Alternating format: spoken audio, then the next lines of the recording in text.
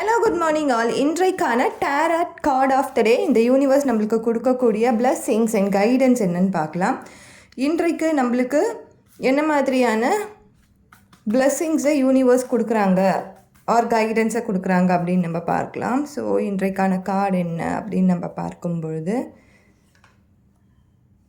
ஹேங்மேன் வந்திருக்காங்க. இந்த ஹேங்மேன் பார்த்திங்கன்னா நம்மளுக்கு ஒரு மேஜர் கார்டு.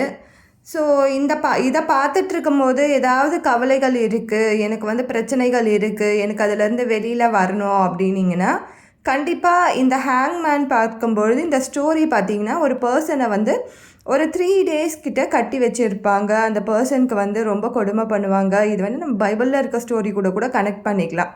ஸோ அந்த மாதிரி ரொம்ப துன்பம்லாம் கொடுப்பாங்க. சரண்டரிங் அவர் எப்போ நான் உங்ககிட்ட பரிபூர்ணமாக சரண்டர் ஆகிடுறேன் அப்படின்னு சொல்லி தெய்வத்துக்கிட்ட வேண்டும் பொழுது தான் அவருக்கு அதிலேருந்து விடுதலை கிடைக்கும்.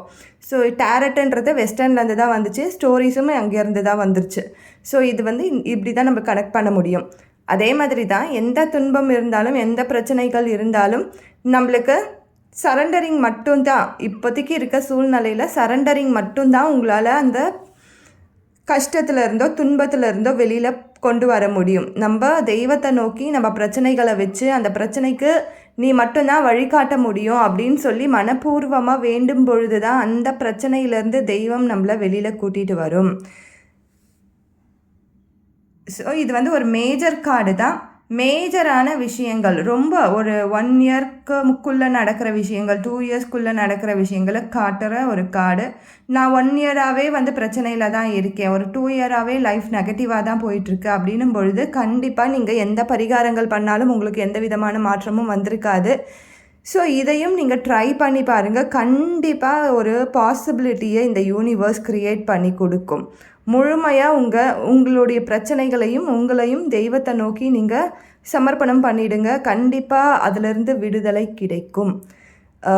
இந்த ஹேங்மேன் சொல்கிற ஸ்டோரியுமே அதுதான். ஹேங்மேன் சொல்கிற நம்மளுக்கு கொடுக்கக்கூடிய அந்த பிளஸ்ஸிங்ஸுமே அதுதான். யூனிவர்ஸ் கொடுக்கக்கூடிய பிளஸ்ஸிங்ஸுமே அதுதான். ஸோ எல்லா பிரச்சனைக்குமான தீர்வாக நம்மளுக்கு யூனிவர்ஸ் கொடுத்துருக்கு. பிரச்சனைன்னு நினைக்காதீங்க, அதற்கான தீர்வாக நினச்சி அதை பண்ணுங்கள். கண்டிப்பாக அதிலேருந்து வெளியில் வந்துடலாம். ஒரு ரூட் காஸ் எங்கே இருக்குதுன்னு நம்ம ஃபவுண்ட் பண்ணிட்டோம், நான் கண்டுபிடிச்சிட்டோன்னா கண்டிப்பாக அதிலேருந்து வெளியில் வந்துடலாம். Thank you so much.